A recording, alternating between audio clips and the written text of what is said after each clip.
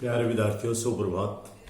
आज की 12वीं की माइक्रो इकोनॉमिक्स के तीसरे चैप्टर का हम अध्ययन कर रहे हैं।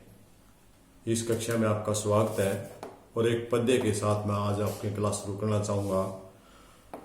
उठ बांध कमर क्यों डरता है, फिर देख खुदा क्या करता है। यदि बंदा कोशिश करता है तो हर काम आसान हो जाता है। वह सब कुछ संभव कर पाता है, उसका काम संवरता है। तो प्यारे बच्चों, यदि आदमी ठान ले काम करने की, कोशिश करने की, तो खुदा भी उसका सहारा देता है। कहते हैं ना, जो अपनी सहायता खुद करता है परमात्मा भी उसकी सहायता खुद करते हैं। तो बच्चों, आपने अपना काम शुरू करना है और इसी के साथ मैं आज आपके ले चलता हूँ आज के टॉपिक तटस्थ वक्र पर। इसका हम अध्ययन करेंगे, जो कि परीक्षा की दृष्टि से बड़ा इंपॉर्टेंट क्वेश्चन है। तो आओ चले।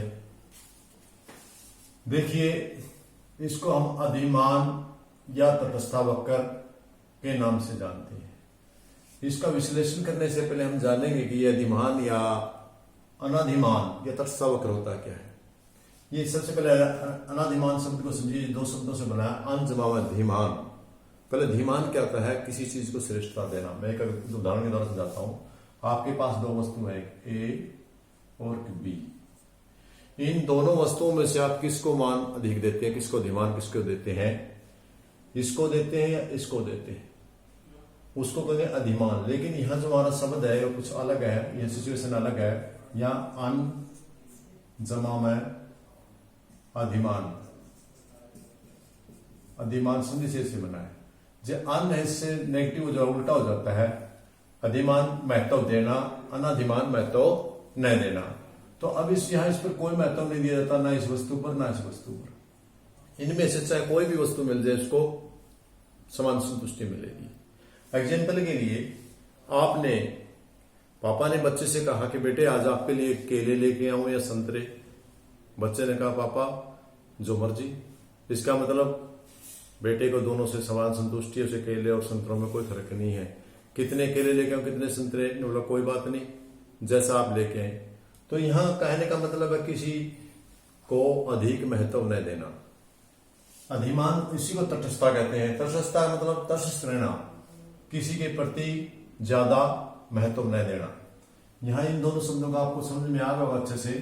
एक बार फिर बता देता हूं आपको कि आपके पास दो वस्तुएं हैं, उनमें से किसी एक वस्तु को अधिक महत्व देना अधिमान कहलाएगा, ये कहलाएगा। और यदि हम इसमें से किसी को भी महत्व नहीं देते तो अनाधिमान कहलाएगा। इसलिए हम इसको अनाधिमान के नाम से या तटस्था के नाम से जानते हैं। तटस्थ है वो, तटस्था, तटस्था, वो तटस्थ है, दोनों में स्थिर है कि ये दोनों ऑप्शन चलेंगे। तो इसके बारे में आपको इसकी पता लग गया। और चलो बच्चों, हम चलते हैं इसकी परिभाषा पर। परिभाषा क्या है इसकी? एक ऐसा वक्र जो दो, इस बात को जोर देना आपने, दो वस्तुओं के ऐसे संयोगों को प्रकट करे जो उपभोक्ता को समान संतुष्टि प्रदान करे। विशेष बात ध्यान रखने वाली है कि वस्तु सिर्फ दो है। सिर्फ कितनी वस्तु है आपकी? दो वस्तु है।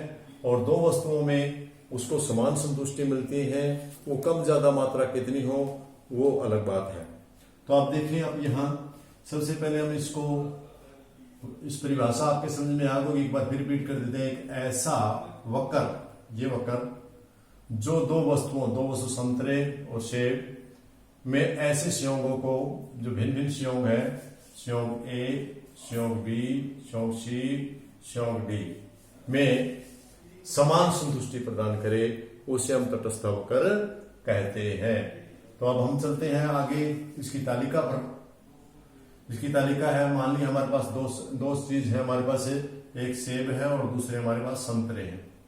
यदि वो दोनों वस्तुओं में से एक सेब लेता है और उतने ही संतुष्टि उसे 10 संतरों से मिलती है, यानी एक सेब और 10 संतरों में से समान संतुष्टि मिलती है, समान संतुष्टि का स्तर है।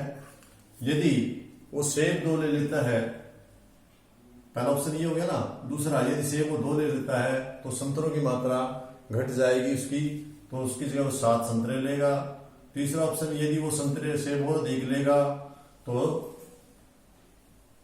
यदि वो सेब अधिक लेगा 3 लेगा तो संतरे और कम कर देगा, और यदि वो और अधिक सेब लेगा तो आपके संतरे भी कम कर देगा। लेकिन यह ध्यान देने वाली बात यह है कि जब वो भी इसके बदले वस्तु त्यागेगा तो घटती सीमांत उपयोगिता के हिसाब से त्यागेगा। यहां से यहां पर आया उसका 3 1 का अनुपात हुआ, यहां से यहां आया 2 1 का अनुपात हुआ, और यहां से यहां आया उसका 1 अनुपात 1 हुआ। मेरे कहने का मतलब ये है कि यहां वो एक अलग सेब लेने के लिए 3 संतरे त्यागने के लिए तैयार है, यहां वो अगला सेब लेने के लिए 2 संतरे त्यागने के लिए तैयार है, यहां अगला सेब लेने के लिए वो यहां वो 4 अवधियां 4 एक ही त्यागने के लिए तैयार है। क्यों है? ये घटती सीमांत उपयोगिता के कारण हो रहा है। जो जो सेब की मात्रा अधिक होती जाएगी उसकी सेब के प्रति जो तुष्टि गुण है वो कम होता जाएगा, संतुष्टि गुण कम होता जाएगा, उसको सेटिस्फेक्शन होती जाएगी।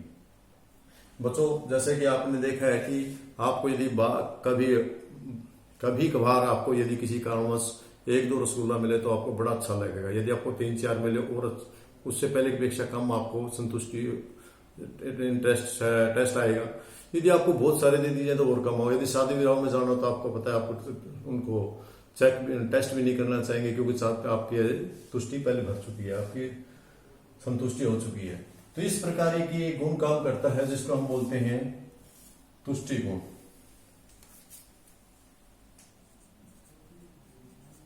तुष्टि या तुष्टि गुण उस वस्तु की उपयोगिता उस आदमी के लिए कम होती जाएगी, जो अधिक मात्रा खरीदेगा उसके लिए उसकी कम होती जाएगी, और वो दूसरी वस्तु उसके बदले में पहले की अपेक्षा कम त्यागना पसंद करेगा। और ये थी हमारी तालिका। इसके अनुसार हम रेखा चित्र बदलते हैं। ये हमारा रेखा चित्र है, ये हमने ओ वाई लिया है, ये हमने ओ एक्स लिया है। इस पर हमने 1 2 3 4 5 डाल लिए, यहाँ भी हमने 1 2 3 4 5 डाल लिए हैं। इसको हम एक्सप्लेन करने के लिए कर रहे हैं। यदि वो 1 सेब लेता है तो वो 10, ये ऑप्शन मिलता है इसको। यदि वो 2 सेब लेता है तो संतरों की मात्रा लेता है 7। यदि वो 3 लेता है तो इसको मिलती है 5 संतरों की 5 खरीदता है, और यदि 4 है तो 4। यानी इस ए बी सी और डी इन चारों ऑप्शनों में से समान संतुष्टि मिलती है, चाहे वस्तु कौन सी कम ज्यादा है। इसलिए तुष्टि गुण है, संतुष्टि गुण है, इनको चारों, चाहे ऑप्शन ए हो, चाहे बी हो, चाहे सी हो, चाहे डी हो, उन दोनों वस्तुओं से उसे समान संतुष्टि मिलती है। अब देखने वाली बात यह है कि बच्चों, ये जो मांग वक्र है ये हमेशा एक दूसरे को टच नहीं करता है। यदि ज्यादा अधिकतम दोनों वस्तुओं की एक ऊपर उनसे ऊपर चला जाएगा, यदि दोनों वस्तुओं की अधिक मात्रा लेनी है, और इससे ऊपर चला जाएगा और अधिक मात्रा लेनी है, लेकिन ये एक दूसरे को ओ एक्स और वाई को नहीं काटेगा। तो इसी के साथ हम तटस्थता वक्र की हम विशेषताएं भी कर लेते हैं।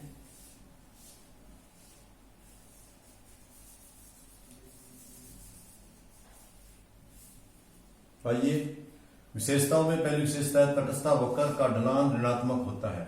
ये तटस्थता वक्र है, ये बाएं से दाएं की ओर, ऊपर से नीचे की ओर ढलान ऋणात्मक है। इसका ऋणात्मक क्यों है? इसका कारण ये है कि एक वस्तु बढ़ रही है तो दूसरी वस्तु घट रही है। जब दोनों वस्तुओं में विरोधी एक दूसरे के विरोधी होती है, एक घटती है एक बढ़ती है, तो हमेशा मांग वक्र होता है वो ऋणात्मक होता है।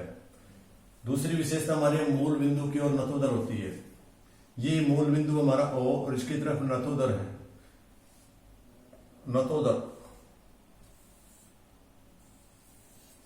नतोदर क्यों है? क्योंकि जो मैंने बताया था आपको, जो हम अगली मात्रा इसकी ए वस्तु एप्पल की बढ़ाते जाएंगे तो जो ऑरेंज की मात्रा है वो कम होती जाएगी, और पहले के अपेक्षा वो उसके लिए कम, जो इसकी मात्रा एक एक करके बढ़ाएगा, इसकी मात्रा है वो पहले की अपेक्षा वो कम त्यागने को तैयार होगा। इसलिए इसका झुकाव इस प्रकार का होगा। जिसको हम कह देते हैं कि नतोदर यू के आकार का है, अनोतोदर और ओ बिंदु की तरफ है। दूसरा अगली विशेषता इसकी ये आपस में एक दूसरे को कभी नहीं काटते हैं। यदि हम इनको आगे बढ़ाएं तो ये एक दूसरे को कभी नहीं काटेंगे। इसका रीजन ये है, प्यारे विद्यार्थियों, मैं आपको बता देता हूं कि यदि मान लिया हम इसको काट दे, मान लेते हैं हम इसको काट दे, तो इसका मतलब ये वस्तु, एक वस्तु, इसकी वस्तु ये वस्तु तो है आपकी, लेकिन ये वस्तु आपकी नहीं है। यदि हम इधर बढ़ा दें, इधर ये काट दे, आपस में नहीं काटते ये, सॉरी थोड़ा सा मैं यहाँ, आपस में ये नहीं काटते। यदि ये एक दूसरे को ये ऐसे नहीं काटेंगे, क्योंकि इससे एक वस्तु की मात्रा ज्यादा, दूसरे की मात्रा वस्तु कम होगी है। लेकिन यदि बढ़ेंगे तो दोनों ही बढ़ेंगे तो दोनों अधिक होंगे, आपस में नहीं काटेंगे ये एक दूसरे के। हाँ, एक बात ध्यान देने योग्य है, ये जरूरी नहीं इसके पैरेलल हो, इसके कम ज्यादा भी हो सकता है, यहाँ ज्यादा मात्रा यहाँ कम हो सकती है, लेकिन ये काटेंगे नहीं। जिस प्रकार की ये मैंने यहाँ बनाया, ज्यादा दूरी है, यहाँ कम दूरी है, ऐसा हो संभव है, लेकिन ये एक दूसरे को काटेंगे नहीं। ऊंचा आईसी इंडेफिनिटिव वक्र जो हमारा तटस्था वक्र है वो अधिक संतुष्टि सदर को दिखाता है। जो हम